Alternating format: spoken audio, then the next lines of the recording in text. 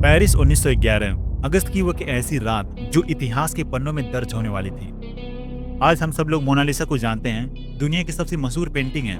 उसकी वो mysterious smile देखने के लिए लोवर म्यूजियम में हजारों लोग धक्के खाते हैं। आज इसकी कीमत अनमोल है, लेकिन क्या आपको पता है, आज से 100 साल पहले ये पेंटिंग इतनी खास नहीं थी। सच तो यह है कि लोवर की दीवारों पर बस एक आम तस्वीर की तरह टंगी रहती थी। लोग इसके पास से गुजर जाते थे बिना नोटिस किए। लियोनार्डो दा विंची की मास्टरपीस म्यूजियम में धूल खा रही थी, लेकिन कुछ ऐसा हुआ जिसने सब कुछ बदल दिया। एक अकेला आदमी बिना किसी हाईटेक गैजेट के, बिना किसी मिशन इम्पॉसिबल टीम के, वो दुनिया के सबसे सुरक्षित और बड़ी म्यूजियम में घुसा और सुबह होते होते गायब हो गया। जेब में कोई हीरा नहीं था, जेब में कोई सोना नहीं था, बल्कि अपने कोट के अंदर उसने छुपा रखी थी मोनालिसा। ये कहानी सिर्फ एक चोर की नहीं है, ये कहानी है परफेक्ट प्लान की, एक ऐसी गलती की जिसने पुलिस को 2 सालों तक घुमाया, और एक ऐसे राज की जो शायद आज भी पूरी तरह से खुल नहीं पाया। क्या ये सिर्फ एक देशभक्त की चोरी थी, या फिर इसके पीछे कोई बड़ा मास्टरमाइंड था जिसने पुलिस और मीडिया और यहाँ तक कि पाब्लो पिकासो को भी नचा दिया? अपनी सीट बेल्ट बांध लीजिए, क्योंकि आज हम लोग चलते हैं उस वक्त में जब एक प्लम्बर ने अनजाने में सदी की सबसे बड़ी चोरी में मदद कर दी। नमस्कार दोस्तों, स्वागत है आपका इस वीडियो में। आज हम लोग डिकोड करेंगे the heist of the century को। अगस्त 1911 शहर में रिकॉर्ड तोड़ गर्मी पड़ रही है। गर्मी इतनी भयानक कि लोग अपने घरों से बाहर निकलने से डर रहे हैं। सड़कें सुनसान और लोवर म्यूजियम बिल्कुल शांत। आज के टाइम में लोवर म्यूजियम एक किले जैसा है। कैमरा, लेजर और सेंसर और गार्ड हर जगह हैं। सिक्योरिटी के नाम पर बस कुछ थके हुए गार्ड थे जो म्यूजियम के हजारों कमरों में कभी कभार चक्कर लगाते थे। उन्हें लगता था कि कौन ही पेंटिंग चुराएगा। संडे की शाम थी। जैसे सूरज ढल रहा था, आखिरी कुछ टूरिस्ट म्यूजियम से बाहर निकल रहे थे। गार्ड चिल्लाकर सबको बाहर निकाल रहा था, लेकिन उन गार्ड्स को ये नहीं पता था उन टूरिस्ट की भीड़ में एक ऐसा आदमी था जो म्यूजियम से बाहर निकला ही नहीं। ये आदमी बहुत स्मार्ट था। उसने लोवर की ऑफिशियल सफेद यूनिफॉर्म पहनी हुई थी, एक लंबा सफेद एप्रन जो वहाँ के मेंटेनेंस वर्कर्स पहनते थे। इसलिए जब वो कॉरिडोर में घूम रहा था, किसी गार्ड ने उसे रोका नहीं। सबको लगा अरे ये तो स्टाफ मेंबर है, अपना काम कर रहा होगा। भीड़ का फायदा उठाकर वो चुपचाप एक छोटे से स्टोर रूम में घुस गया। अब जरा इमेजिन कीजिए उस सिचुएशन को। वो कोठरी मुश्किल से इतनी बड़ी थी कि कोई ठीक से वहाँ खड़ा हो सके। वहाँ हवा का नामो निशान नहीं था और बाहर रिकॉर्ड तोड़ गर्मी। वो आदमी पूरी रात वहीं रहा, न पानी न खाना, बस इंतजार सुबह होने का। उसके दिमाग में क्या चल रहा था? डर, एक्साइटमेंट, या बस एक जुनून की आज मैं एक हिस्ट्री बनाने वाला हूँ। उसने वो दिन सोच समझ कर चुना था। अगला दिन सोमवार का था और उस जमाने में मंडे को लोवर म्यूजियम पब्लिक के लिए बंद रहता था, सफाई और मेंटेनेंस के लिए। मतलब पूरे म्यूजियम में सन्नाटा, सिर्फ कुछ क्लीनर होंगे जो अपने काम में बिजी रहेंगे। Perfect timing. रात गुजरी, अंधेरा हटा और सुबह हुई। घड़ी में बज रहे थे 7:15। चोर अपनी कोठरी से बाहर निकला। म्यूजियम बिल्कुल खाली था।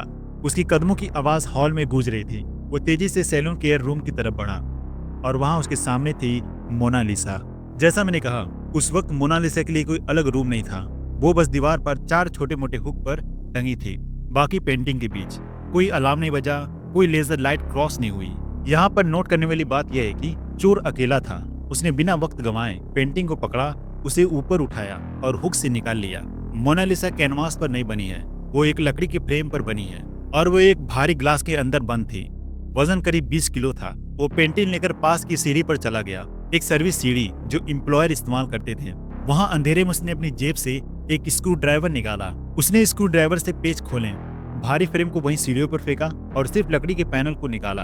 अब मोनालिसा आजाद थी। उसने पेंटिंग को एक सफेद कपड़े में लपेटा, उसे अपने एप्रन के नीचे छुपाया और एग्जिट डोर की तरफ भागा। लेकिन कहानी में ट्विस्ट अभी बाकी था।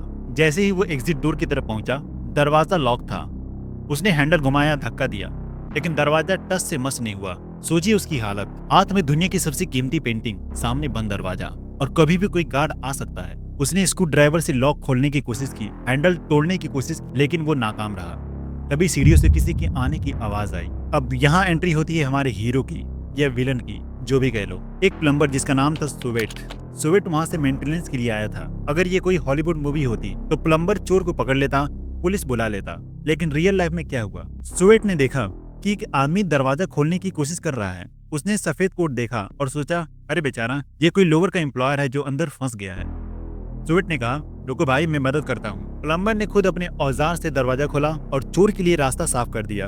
मतलब हद होती है किस्मत की। और बस ऐसे ही चोर ने थैंक यू बोला और मोनालिसा को अपने कोट के नीचे दबाया और पेरिस की सुबह भीड़ में गायब हो गया। पूरा ऑपरेशन खत्म हुआ, मोनालिसा गायब और किसी को कानो कान खबर नहीं। पूरा हाइट्स खत्म हो चुका था, पेंटिंग म्यूजियम से जा चुकी थी। लेकिन सबसे हैरानी की बात यह है कि अगले 28 घंटों तक किसी को पता नहीं चला कि पेंटिंग गायब है। दीवार पर साफ खाली जगह थी। असल में उस दिन म्यूजियम के फोटोग्राफर काम कर रहे थे। वो पेंटिंग को छत पर ले जाते थे और फोटो खींचते थे। तो जब गार्ड ने खाली दीवार देखी, उन्हें लगा ओह शायद फोटोग्राफी डिपार्टमेंट वाले ये ले गए होंगे। सब चिल थे, गार्ड चाय पी रहे थे और गप्पे मार रहे थे। जब अगले दिन मंगलवार को म्यूजियम पब्लिक के लिए खोला गया, एक आर्टिस्ट वहाँ आया पेंटिंग का स्केच बनाने के लिए। उसने गार्ड से पूछा, भाई ये मोनालिसा कब वापस आएगी? मुझे अपनी स्केच कंप्लीट करनी है। मैं अभी फोटोग्राफर से पूछ के आता हूँ। वो गया और खाली हाथ वापस आ गया। चेहरे का रंग उड़ा हुआ था। फोटोग्राफर ने कहा, मेरे पास तो पेंटिंग है ही नहीं। तब जाके म्यूजियम में खतरे की घंटी बजी। मोनालिसा चोरी हो गई है। फ्रांस के बॉर्डर सील कर दिए गए। हर ट्रेन, हर जगह चेक किए जाने लगा। पुलिस ने म्यूजियम को घेर लिया। माहौल ऐसा था कि मानो जंग होने वाली हो। जब दुनिया को पता चला कि मोनालिसा गायब है तो हड़कंप मच गया। अखबारों ने इसे फ्रंट पेज न्यूज बना दिया और यही वो पल था जिसने मोनालिसा को सुपरस्टार बना दिया। पहले लोग इसे जानते नहीं थे, लेकिन अब हर कोई पूछ रहा था कहाँ गई वो पेंटिंग, कैसी दिखती थी। पुलिस के पास सबूत के नाम पर क्या था? सिर्फ वो टूटा हुआ फ्रेम सीढ़ियों पर मिला था और एक फिंगरप्रिंट जो चोर ने गलती से ग्लास पर छोड़ दिया था। अखबारों ने इसे $2,50,000 का इनाम अनाउंस कर दिया। लोगों ने पुलिस को पागल कर दिया। किसी ने कहा कि पेंटिंग बेल्जियम में है, किसी ने कहा कि ये अमेरिका जा चुकी है। लेकिन पुलिस को एक सॉलिड लीड तब मिली जब उन्होंने एक फेमस आदमी को सस्पेक्ट लिस्ट में डाला। वो आदमी कोई और नहीं था बल्कि मशहूर पेंटर पाब्लो पिकासो थे। हाँ, आपने सही सुना, पाब्लो पिकासो। क्योंकि पिकासो का एक दोस्त था जेरी पियरे, जो पहले लोवर से छोटी मोटी मूर्तियां चुराता था और पाब्लो पिकासो को बेचता था। जब पुलिस को एक कनेक्शन मिला तो उन्हें लगा कि शायद मोनालिसा पिकासो के गैंग ने चुराई है। पिकासो को अरेस्ट किया गया, कोर्ट तक घसीटा गया। वो बेचारे रोते रहे कि मैंने कुछ नहीं किया, मैं बेगुनाह हूँ। पुलिस ने अमेरिकी मिलीनियर जेपी मॉर्गन को भी चेक किया, लेकिन वहाँ भी कुछ नहीं मिला। 2 साल बीत गए, दुनिया भूलने लगी थी। पेंटिंग का मिलना अब नामुमकिन लग रहा था। लेकिन मोनालिसा कहीं दूर नहीं थी, वो पेरिस में ही थी।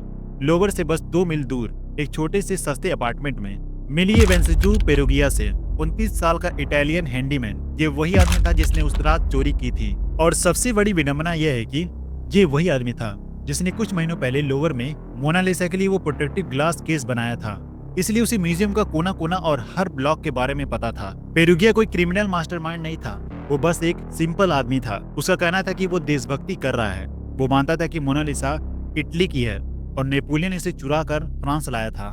लेकिन पेरुगिया को लगा कि अगर वो पेंटिंग वापस इटली ले जाएगा तो वो नेशनल हीरो बन जाएगा। चोरी के बाद पेंटिंग को वो अपने घर ले गया।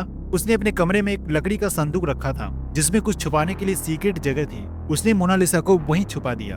अब सुनिए सबसे फनी पार्ट। पुलिस इन्वेस्टिगेशन के दौरान पेरुगिया के अपार्टमेंट पर 2 बार गई थी। उन्होंने कमरा देखा, पेरुगिया से सवाल जवाब किए। उन्होंने उस संदूक को इग्नोर कर दिया।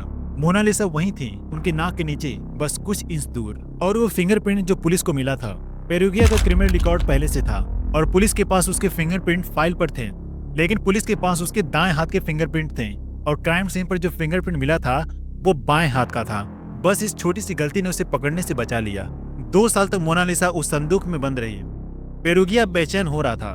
पेंटिंग बेचनी थी या रिटर्न करनी थी वो क्लियर नहीं था।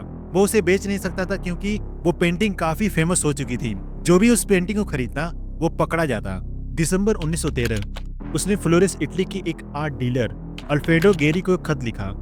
उसने कहा, मेरे पास मोनालिसा है और मैं इसे इटली वापस लाना चाहता हूँ। गेरी ने सोचा कोई मजाक कर रहा है, लेकिन उसने मीटिंग फिक्स की। पेरुगिया पेंटिंग को अपने बैग में भरकर ट्रेन से फ्लोरेंस पहुंचा। एक होटल रूम में उफिजी गैलरी के डायरेक्टर के सामने वो संदूक खोला।